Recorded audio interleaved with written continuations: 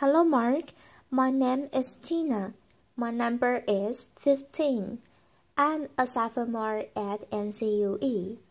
Today, I'm going to read the speech called Liz M Knows How You Feel from the Look on Your Face by Rana Kaliouby.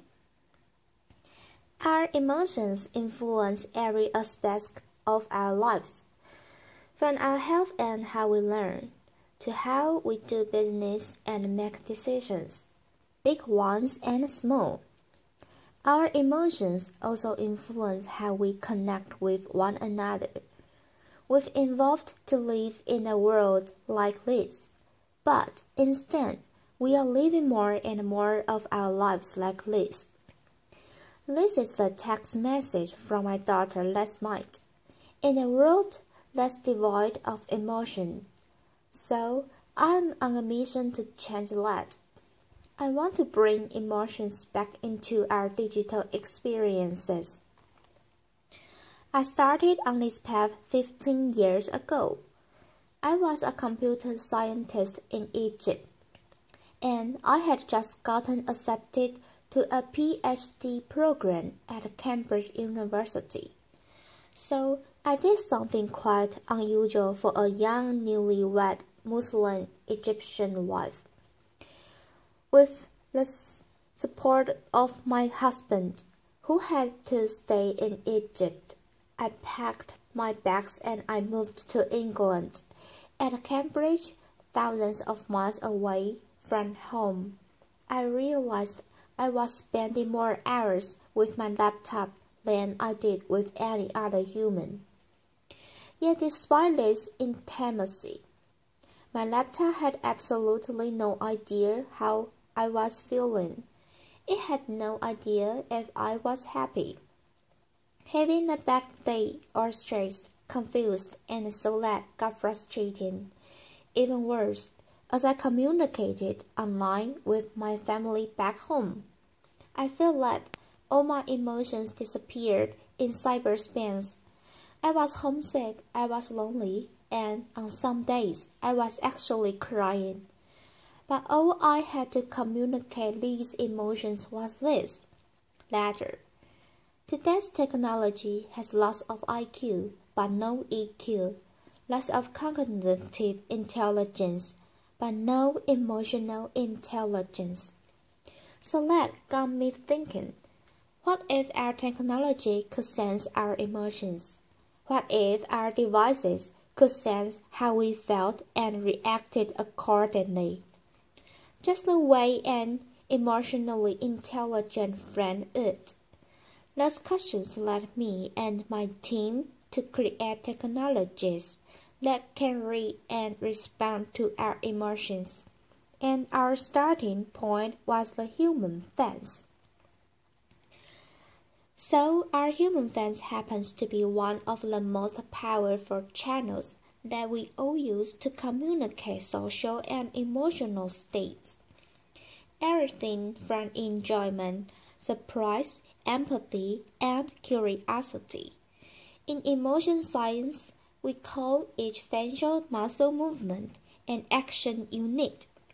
So, for example, action unit 12 is not a Hollywood blockbuster. It is actually a lip corner pull, which is the main component of a smile. Try it, everybody. Let's get some smiles going on. Another example is action until 4. It's the brow furrow. It's when you draw your eyeballs together and you create all these textures and wrinkles. We don't like them, but it's a strange indicator of a negative emotion. So we have about 45 of these action units, and they combine to express hundreds of emotions. Teaching a computer to read these facial emotions is hard because these action units, they can be fast, they are subtle, and they combine in many different ways. So take for example the smile and the smirk. They look somewhat similar, but they mean very different things. Later. So the smile is positive, a smirk is often negative. Sometimes a smirk can make you become famous, but seriously, it's important for a computer to be able to tell the difference between the two expressions. So how do we do that? We give our algorithms tens of thousands of examples of people we know to be smiling from different ethnicities, ages, genders, and we do the same for smirks. And then, using deep learning, the algorithms looks for all these textures and wrinkles and shape changes on our face, and basically learns that all smiles have common characteristics. All smirks have subtly different characteristics, and the next time it sees a new face, it essentially learns that this face has the same characteristics of a smile, and it says, "Aha, I recognize this. This is a smile expression." So the best way to demonstrate how this technology works is to try to leave demo. So I need a volunteer, preferably somebody with a fence. Later, class going to be our volunteer today. So over the past 5 years, I've moved from being a research project at MIT to a company, where my team has worked really hard to make this technology work, as we like to say, in the wild.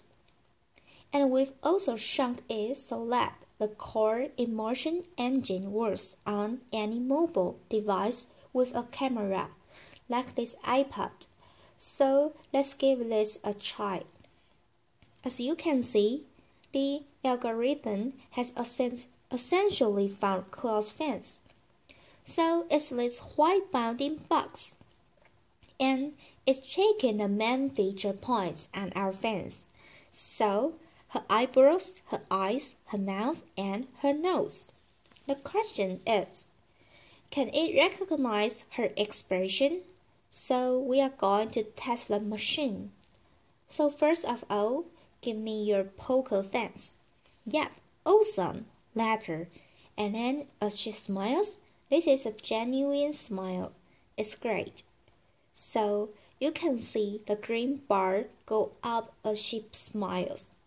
Now there was a big smile. Can you try a subtle smile to see if the computer can recognize? It does recognize subtle smiles as well. We've worked really hard to make that happen. And then eyebrow raised, indicator of surprise, brow furrow, which is an indicator of confusion. Front, yes, perfect. So these are all the different action units. There's many more of them. This is just a slimmed down demo. But we call each reading an emotion data point, and then they can fire together to portray different emotions. So on the right side of the demo, look like you are happy. So let's joy. Joy fires up. And then give me a disgust face. Try to remember what it was like when they left one direction. Later, yeah, wrinkle your nose. Awesome. And the valence is actually quite negative. So you must have been a big fan. So valence is how positive or negative an experience is. And engagement is how expressive she is as well. So imagine if Chloe had access to this real-time emotion stream, and she could share it with anybody she wanted to. Thank you. Applause. So far we have amassed 12 billion of its emotion data points. It's the largest emotion database in the world. We've collected it from 2.9 million face videos. People who have agreed to share their emotions with us, and from 75 countries around the world. It's growing every day. It blows my mind away that we can now quantify something as personal as our emotions, and we can do it at this scale. So, what have we learned to date? Gender. Our data confirms something that you might suspect. Women are more expressive than men. Not only do they smile more, they smile last longer. And we can now really quantify what it is that men and women respond to differently. Let's do culture. So in the United States, women are 40% more expressive than men. But curiously, we don't see any difference in the UK between men and women. Later, age. People who are 50 years and older are 25% more emotive than younger people. Women in their 20s smile a lot more than men the same age. Perhaps a necessity for dating. But perhaps what surprised us the most about this data is that we happen to be expressive all the time. Even when we are sitting in front of our devices alone. And it's not just when we are watching cat videos on Facebook.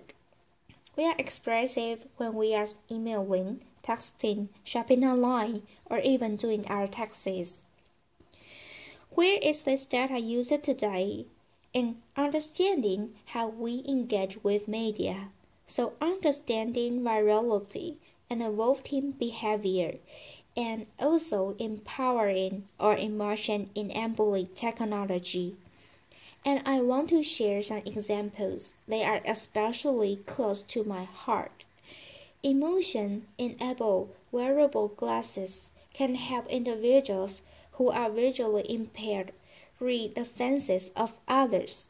And it can help individuals on the autism spectrum interpret emotion.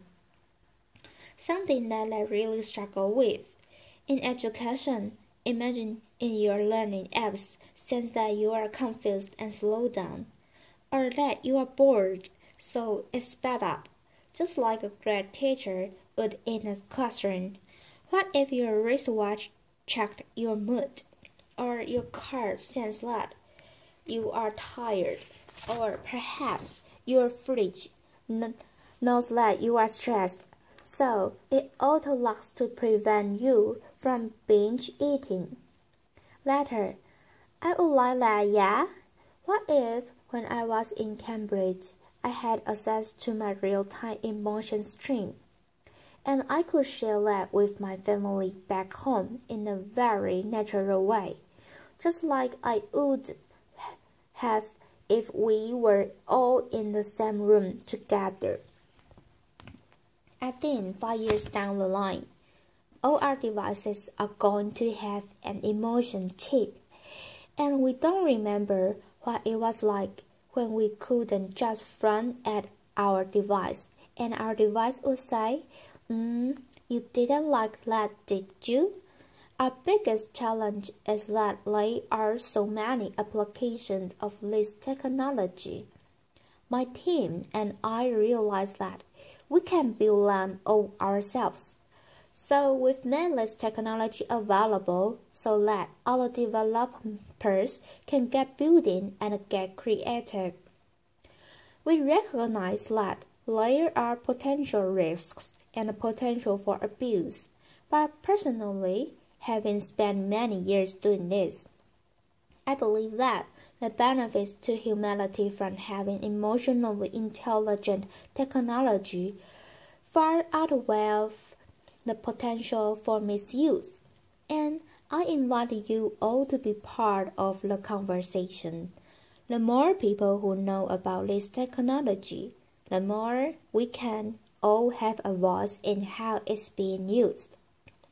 So as more and more of our lives become digital, we are fighting a losing battle trying to curb our usage of devices in order to reclaim our emotions.